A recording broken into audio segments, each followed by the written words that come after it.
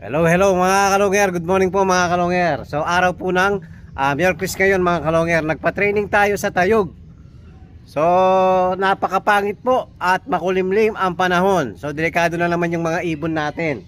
So pinasakay po natin yung linaban natin ng pond race. First lap po nung Sunday. So ngayon mga kalongger, pinatraining natin dahil nga kailangan mamidtos at kasama naman sa training sa PUF mga kalongger. So, aabangan natin yung apat natin, sana makauwi po mga kalongger dahil napakapagit ng panahon mga kalongger. So, abang-abang na po tayo.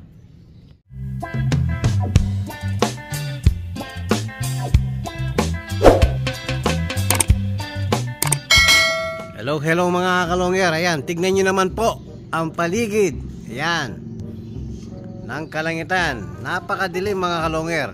So, halos katitila lang ng ulan. Pero makulimlim pa rin ang panahon mga kalongger. So ayan nga pag umuulan medyo nagkakatubig yung ano natin, yung swimming pool natin. Nai-stack yung tubig mga kalongger. Ayun pati yung sa sulok doon. May mga nakita na tayong dumadaan mga kalongger. So ang time check 8:10 na po mga kalongger. So ang speed ng 1-2 dapat, nag-forecast pa rin tayo kahit training lang, para alam natin anong oras darating mga ibon natin. So dapat po 8:07 ang 1-2.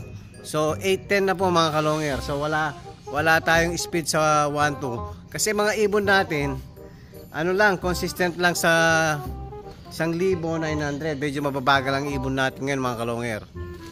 Papakita muna natin yung mga warrior natin. Ayan, viewing muna habang walang ulan. So kagabi meron tayong napansin dito mga kalongger. Meron ng 3 nagkaroon ng one eye cold sa mga ano natin. Dito sa gitna, sana wag manghawa dito sa mga warrior natin sa kabila. So ang ginawa natin mga kalongger, pinainom na natin ng gamot kagabi. So ang pinainom po natin, Cure Gold.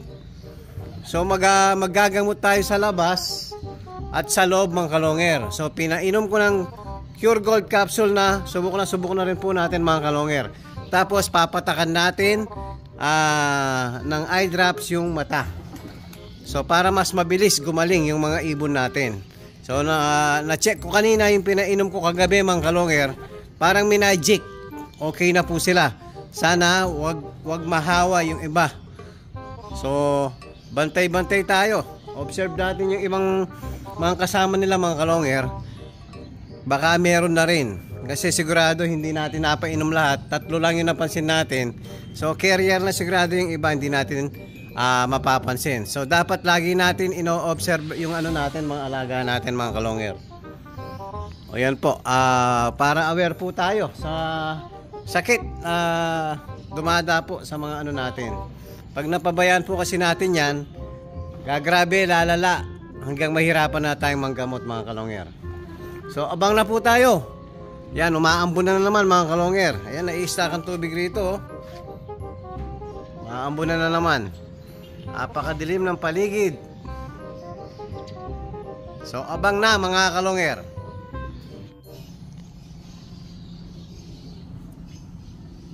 Wala pa rin ibon mga kalongger.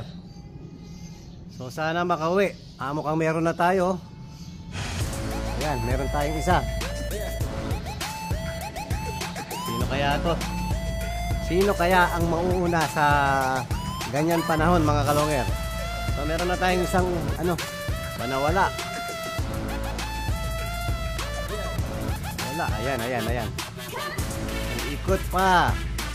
Ayun, sakto. So check natin mga kalongger kung sino yung ibon na dumating. Sino kaya yung nauna?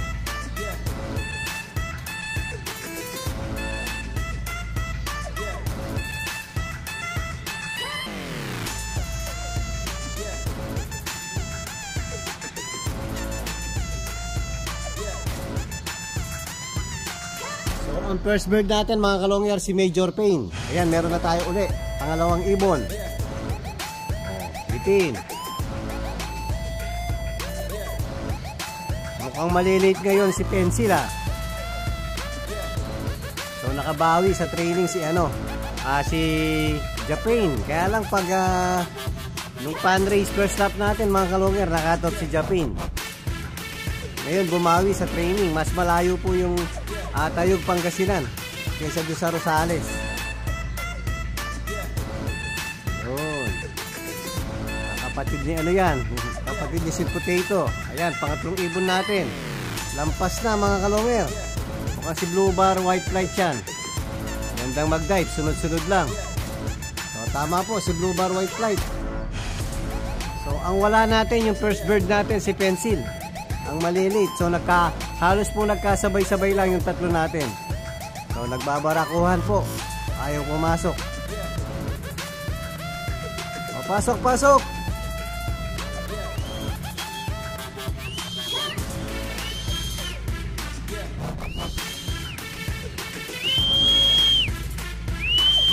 Yun mga kalonger. Alam na alam nila yung tito kahit mahina lang. Saka mababait yung ibon natin yan. Hindi na kailangan na wala na yung pasaway mga kalonger. Hindi ko sinali yung isang pasaway. So yung isang pasaway mga kalonger na reserve na po. Binenta na lang natin mga kalonger. Kasi pag pinapalipad ko, sinasama po yung mga iba. Lalo na yung ano natin, yung bagong tinuturuan natin.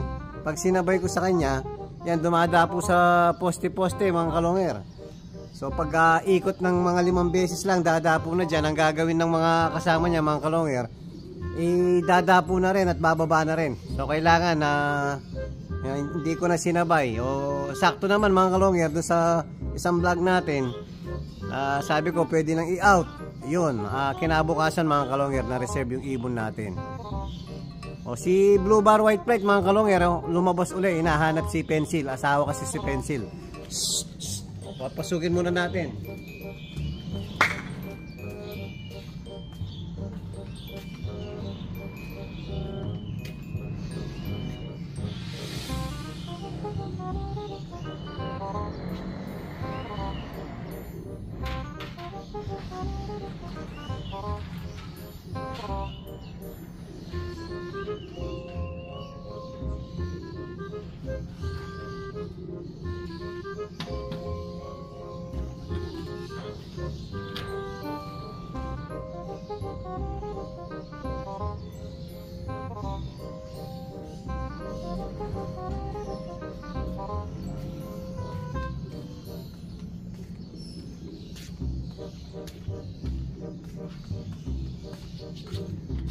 Sakto mga kalonger, ayan na po si Pencil. Sakto parating oh. Oh, very good. Ayan. Very good yung ibon natin. Sana sa next second lap pan race, ganyan din yung gawin nyo. Sana sunod-sunod pag training ang galing nyo ah. Eh nagkataon po kasi nung first lap talagang apakalakas ng ulan na dinaanan. So nabawasan ng isa yung natin doon. 5 yan, nabawasan ng isa. So 4 na lang po mga kalonger. Sana next lap sa Sunday, sana makabawi yung ibon natin sa pan race. Ang hirap po kasi pag butas ng ibon, ang hirap pumabol. Sana ang chance na lang natin, yun nga, pag nakalusot sa pangit na panahon, nakatop yung kalaban, yun, may chance tayo. Pero mahirap po, napakahirap pag nabutasan ka na. So importante mga kalonger, hindi pa naman derby, pan race lang yun. Sana sa derby makabawi yung mga ibon natin na 4 na natitira. So yan mga kalonger, kompleto na yung inaabangan natin. Hindi man tayo pinawisan, wala man 5 minutes ulit, nabuo yung ibon natin. Nakita nyo naman po, sunod-sunod yung dating ng mga ibon natin. Yan, very good yung mga ibon natin mga kalonger. Yan mga kalonger, binigyan na natin ng electrolytes, electro juice. So para makainom na yung 4 natin dumating. So ihihiwalay muna natin yung 4 mga kalonger.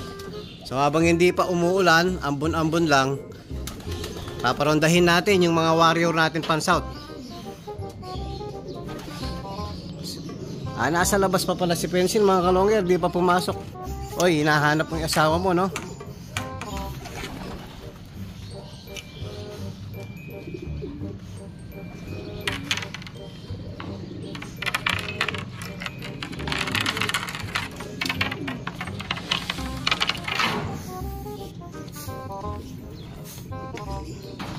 ayan mga kalonger, si Pencil.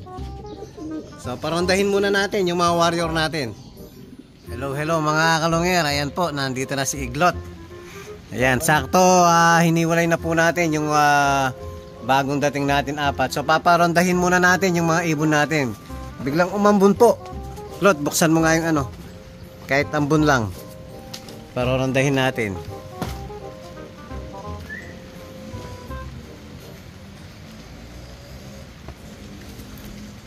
Ambun lang naman po mga kalonger.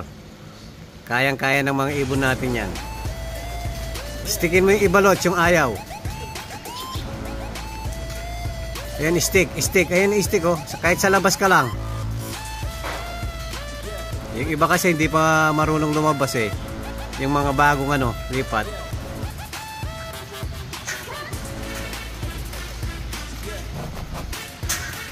Bigla lumakas. Yun. O, sarado mo na. Tapos silong ka na. Biglang lumakas po mga kalonger. Huwag ka magpaulan. Bilisan mo, umuulan. Ayan yung mga warrior natin.